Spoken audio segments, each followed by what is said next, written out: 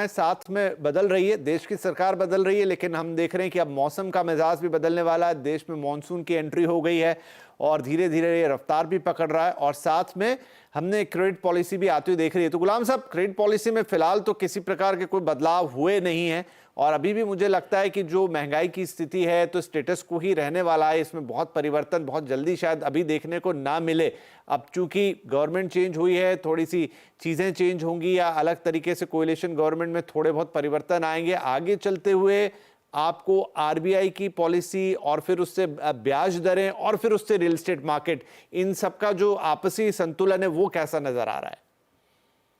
देखिए, credit policy अपने आप में एक अलहदा मौजू है और आरबीआई बिल्कुल इंडिपेंडेंटली इस चीज को हमेशा से गवर्न करती आई है, संभालती चली आई है।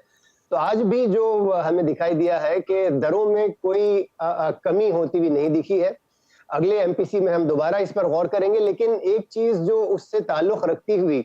जो हमें जिस चीज की उम्मीद है, पंकज जी ने उस पर एक छोटा सा स्टेटमेंट भी दिया है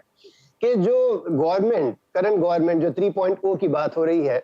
इलेक्शन के दौरान इन्होंने एक वादा किया है कि पहले 100 दिनों के दरमियान अफोर्डेबल हाउसिंग के लिए बहुत बड़े कदम उठाए जाएंगे और उनमें से एक जो पिछले कम से कम 6-7 महीनों से पेंडिंग है, वो है जो उससे पहले जिसका जिक्र किया गया था कि तकरीबन 72,000 करोड़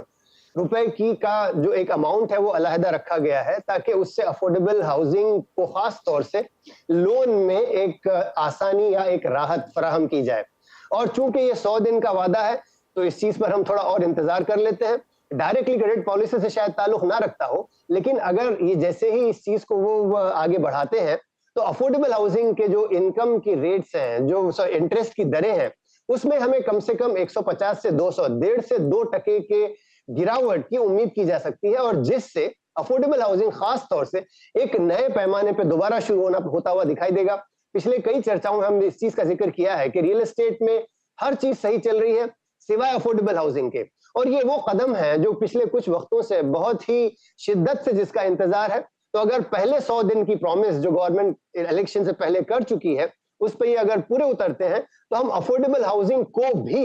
रियल एस्टेट के एक और इंजन के बाद मानंद आगे आता हुआ देखेंगे, तो उससे ओवरऑल रियल एस्टेट की रफ्तार में और तेजी आती हुई दिखाई देगी।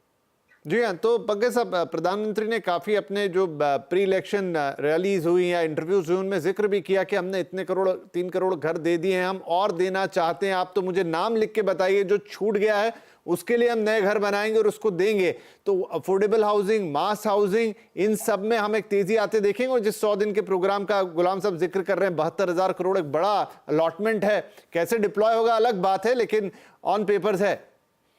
बिल्कुल, और इसका अर्ली इंडिकेशंस दिया भी गया है। और जब से डिसकंटिन्यूएशन हुआ सीएलएसएस स्कीम का और एटीआईबी, जिसकी वजह से सप्लाई और डिमांड दोनों में एक अफोर्डेबल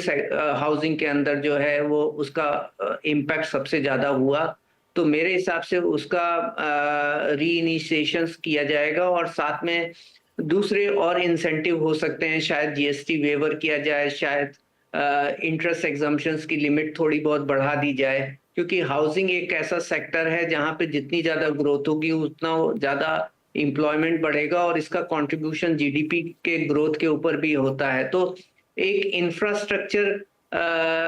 की तरीके से इसको देख करके आई थिंक गवर्नमेंट इसके तरफ जो है कुछ ना कुछ एक बढ़ोतरी वाले कदम उठाएगी। राइट, चलिए, तो चीजें काफी सारी हैं बकेट में जो कि होती हुई दिखाई देंगी इस मोदी 3.0 में। और चूंकि इस बार मामला कोएलिशन का है, गठबंधन का है, तो उसके अपने कुछ